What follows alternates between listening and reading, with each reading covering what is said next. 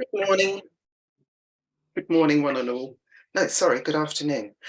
Um, this is the first, what I hope is going to be a series of conversations with people in different professions um, around the country. And with the first one, it's all about storytelling. And like to get some sort of feel of what people in different industries, how they actually approach the subject of storytelling, what hints and tips they have. And maybe you can pick up a few along the way. So in the interest of full disclosure, this is Gilly. Gilly was my first saxophone teacher quite a few years ago.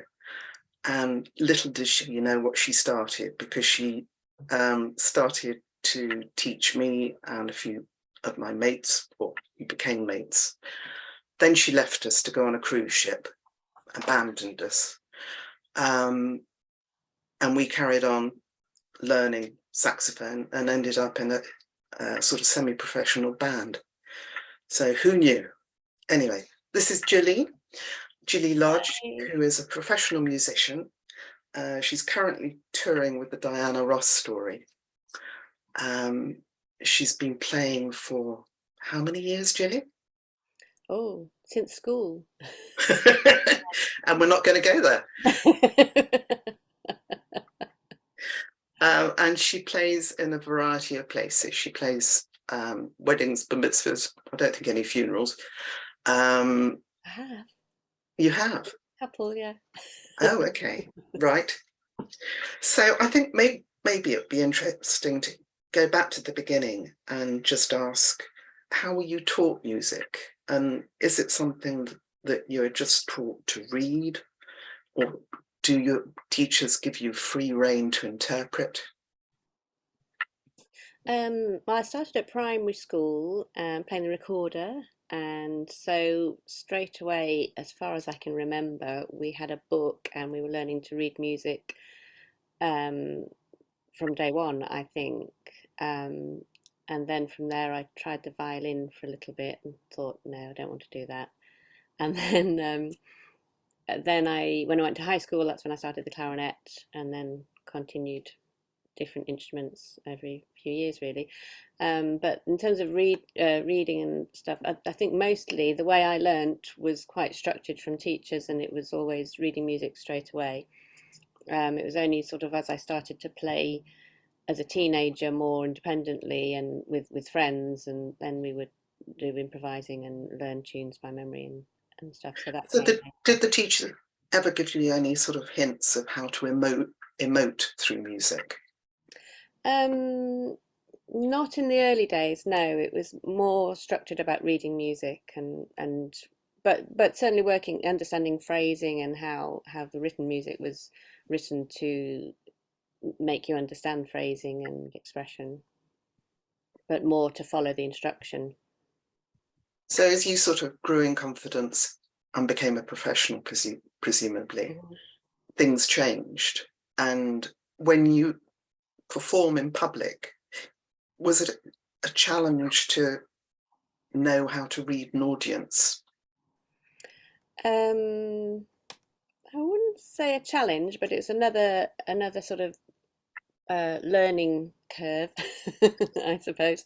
Um, I'm trying to think the first things I did. I suppose when I first started playing publicly, it was sort of in concerts and at school and things where the audience were there because they wanted to support the performers, not like having a great expectation out of them. So that was fun and enjoyable, and it was only sort of over the years as playing for a public that I realised learned more about, you have to make sure the audience is happy and that you're there to please them. So talk audiences to me, because we were chatting about the different audiences that there can be. Um, I love the thought of pantomimes and how you actually have to adjust to them. So what different audiences do you have to get through in a pantomime, and how do you adjust accordingly? Oh, pantomimes, they're great fun. So, so you might have daytime shows when you've got lots of school trips, and so there's an awful lot of children, and they're on an outing with their whole class, and they're very giddy and have a great time, and they all join in, follow all the prompts, and they love it, and it's very noisy. And but then in the evening you might get trips like guides and cubs and scouts and stuff and brownies, or youth clubs or whatever, so you still have a lot of children, but when it gets to the school holidays, you get more families, so you've got a larger percentage of the audience are adults, and so you've got to make sure that there are jokes that the adults can understand as well. And how do you keep their attention? I mean, if they're particularly rowdy, do you have to play louder? Um, Not really. I think generally it's just taken that it's a rowdy show. Generally, the rowdier the show is, The probably better. the better you're doing. Yeah. And how do you cope with errant celebs who suddenly go off piste with the script and you're thinking, where's the music going to come in? Like, oh, well, it's fun, and it makes you keep concentrating. It's not like a show where you know the script and it doesn't change from it. It sort of keeps your attention, and it's quite funny because you know the script that they started with, and it's funny thinking, okay, they've gone off now. How are they going to get back? And that's probably what's going on in their head as well. So and they can see you from the pitch. They can see you, and the audience can't see the musicians, so it can Panicking. be a bit distracting for them sometimes, or it can be something extra to play with as well. So I didn't realise you'd actually played at a funeral. So what was that like? Well, yeah, a couple of funerals. I think sometimes they're more of a celebration of life, and if that's the case, then they like just a little bit of background music. It's not necessarily a big party, but a bit of background music can be appreciated, and people have travelled a long way, or they need to be fed, and it's often quite a bit of a family event, isn't it? Or where people haven't seen each other for a long time. So yeah, not often, but yeah, I've done a couple of funerals. And is Well, it I played at difficult? my auntie's funeral actually. Played a piece of music Oh, during her funeral, and I got a round of applause. That was. oh. So is it a challenge sort of deciding on the music for something like that, or do you take guidance from the family? um, Usually they've booked you because they know you already. But yeah, you would be careful about your choice of music. I think. Um, but the same thing for weddings actually sometimes, because can be some songs that are not suitable for a wedding. And how do you communicate with other members of the band when you're reacting to the audience? So if you want to change something because the audience is getting a bit rowdy or Mhm. they're obviously not enjoying something, how do you suddenly sort of correlate that? Right, so if you're playing at a function with a function band, and you usually would have a leader who's saying what's going to come next, or you might have a set list that you've planned ahead. It varies depending on the band, and if the set list is going to change, then they'll usually turn around to somebody and sort of somehow manage to pass the message on, mostly successfully. Or if they're going to if they're going to change it, but if there isn't a set list in the first place, then they just usually let you know a couple of songs at a time that you're going to do. Could it be like Chinese whispers, or do you? Sometimes, yes. Yeah. Or if you've got, say, a band leader who's a guitarist or a keyboard player, they might just go into the next song, and then you just think, oh, what's that? And quickly work out what it is and join in. Follow on? If it's a really big sort of party where they don't want the music to stop at all, then they just keep going, and the rest of the band sort of. And what are the sort of what's the body language that enables you to read a room? Oh, to read the The audience. audience, yeah. Yeah. So depending on, if it's a function and they're all dancing, then keep doing some dancing music. If they're all sitting and staring at you, then you think, okay, they're waiting to be entertained, so you need to be more entertaining. If they're all chatting, and which does happen quite often, that they're there to talk to each other, and sometimes you just need to make it more background music early on in the evening, and then later on when they've all caught up or had the dinner, whatever, then they want to have a little boogie, and you liven it up a bit. How do you get somebody to pipe down when they're heckling in the middle of it? Um, Well, it varies. Sometimes, if you just ignore them, They'll it go away. helps. Yeah, yeah, they'll go away. Or sometimes you can use it. The person at the front, the singer or whatever, will use them for a bit of fun. And it depends if it's well meant or for a bit of fun, or somebody's just had a bit too much to drink or not. What's the worst one you've ever had? Oh gosh, good question. Oh, I think a long time ago, I remember somebody was quite drunk at a wedding, and they grabbed hold of one of the speakers on the stand, and it came tumbling down towards them. God, That went well. Yeah.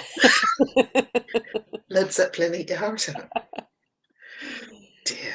I mean, the thing that gets me, is, I think I said to you, is that when you're going to a performance, um, and it's got a band, that the encore is going on, and the band disappears before they they've all done their curtain call, and I'm thoroughly astonished at the speed and wondering whether you're trained in that from the start to get the hell out of there.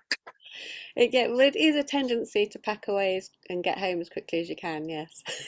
Because it's quite often been quite a long day, and you might have a big journey ahead of you still. So when you're Yeah. done, you're generally done. So does the reaction of the audience affect how you play? I'm just thinking of if they all start disappearing early, um, does that make you feel sort of, oh God, we're not good enough? Yeah, I think sometimes you sort of might think, oh, did we do a good job? Of, did we not play what they were hoping for, or what's the expectation not understood?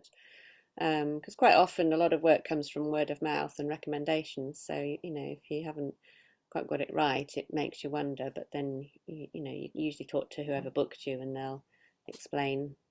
If they were still happy with what you did, then they'll explain why people left early.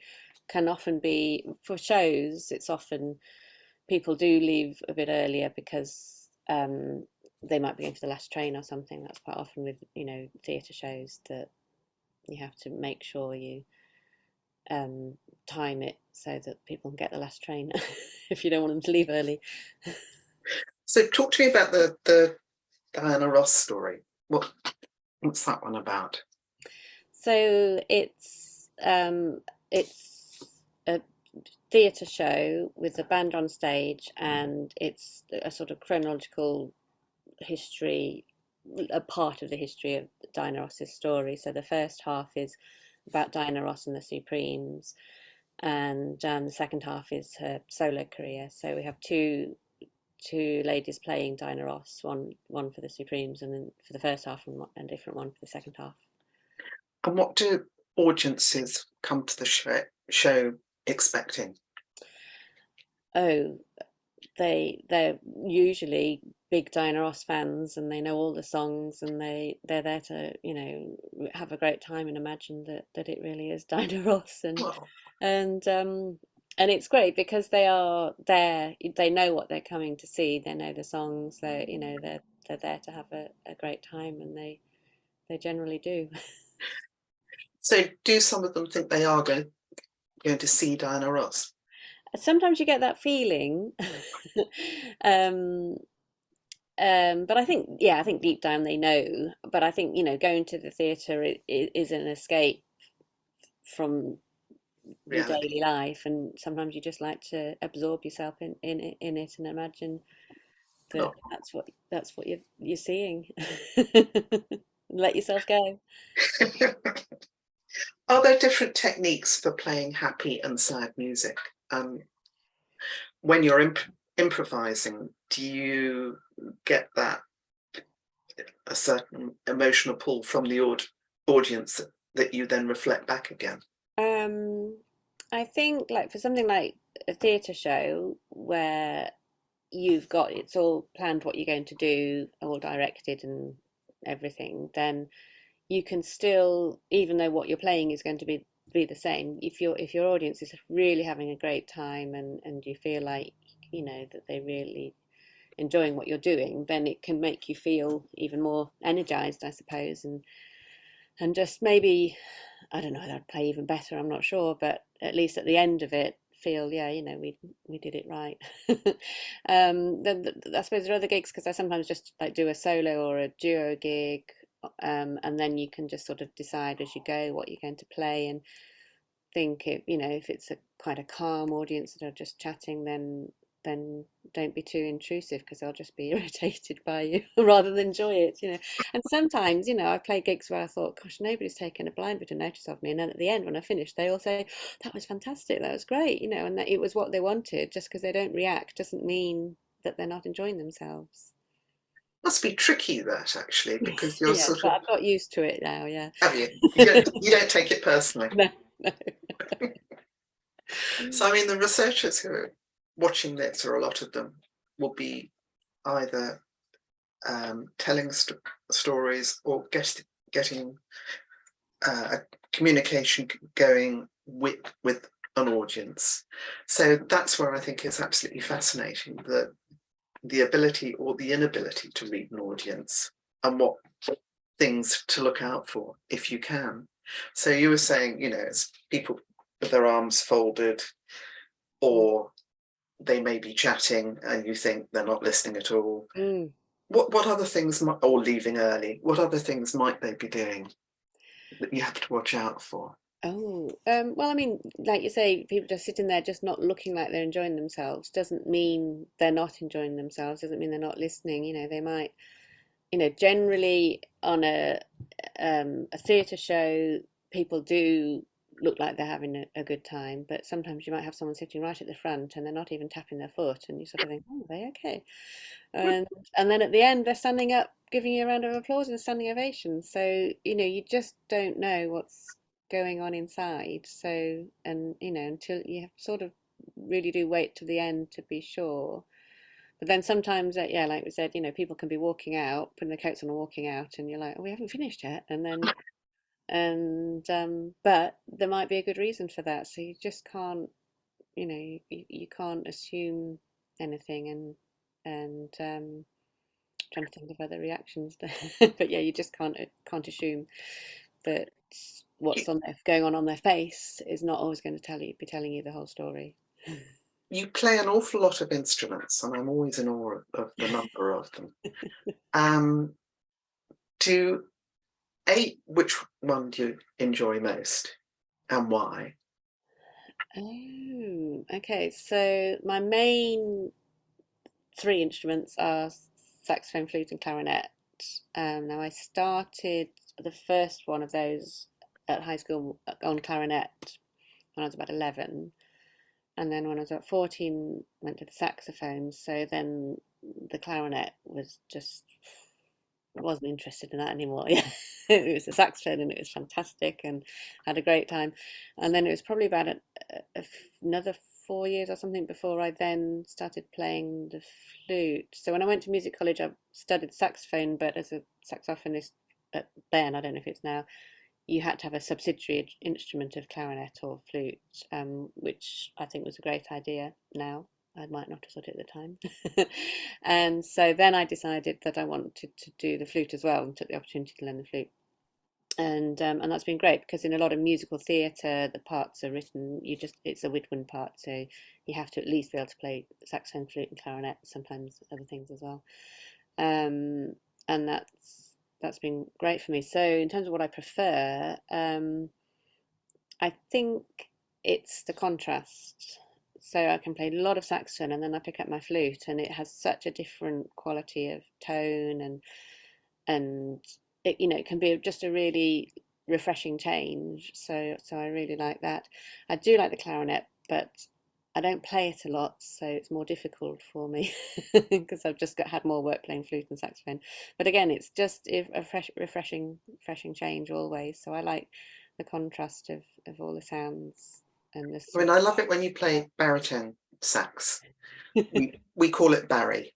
Barry. He's affectionately called Barry, because Barry is probably bigger than Gilly when she's playing it. But it produces a real buzz in the audience, I think. Mm. You know, when you're doing a gig and people really get into it, the fact that there's this huge instrument and a huge sound coming out, and it's a real it's got a lot of depth. So how does Barry compare with the other ones? The Um, soprano and the alto and the tenor? yeah, so you're right. Barry's got a great sound, nice strong sound, cuts through everything and has some real oomph to it. And yeah, it's lots of fun. Sometimes it's quite heavy as well, so it's quite tiring. And again, when I then go to play another instrument, it's like, oh, great, I can be a bit more melodic now, or something. It's a different. Each instrument sort of lends itself to a different part of the music. So, being more melodic, if I go from Barry to flute, it's such a contrast. Yeah. I like that. And any hints and tips of ways to communicate with an audience? Ooh. Well, always be friendly and don't think they don't like you until they tell you. Otherwise, assume the best. Assume the best. Because everyone has different ways of showing how interested they are or how much they're enjoying themselves, and some people don't show it at all. Yeah. Or some people might wait till the end and then want to talk to you, but they haven't shown any interest before that. There's naught so queer as folk. I'm going to just ask whether anybody has any questions. But if they haven't, then I will say thank you very much and I will let you go. And I really enjoyed that. It's sort of a little insight into a world that I know very little about. So I hope other people have enjoyed it. Any questions? No, doesn't look like it. Okay, so before we go, just to say that AQR's got various things coming up. They've got Speak Up, which is a sort of presentation type course on the 25th of January and the 1st of Feb, dealing with the challenges associated with being confident on camera or in the room or both simultaneously.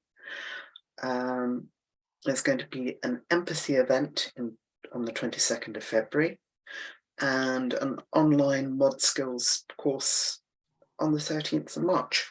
And I think that's probably about it. So if you have any thoughts about what areas you'd like me to have conversations with, give us a yell. Oh, and I'm sorry, I've got a question coming up. Oh, Andrea, thank you. She said, just wanted to say I really enjoyed the chat. Thanks, Andrea. Any questions, Andrea? No, that was it.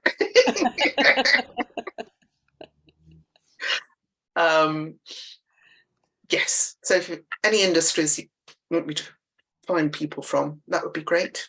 But have a lovely Christmas and a wonderful New Year, one and all. And thank you very much. You too, Luella. Cheers, Gilly. Thank you. Bye bye. Bye.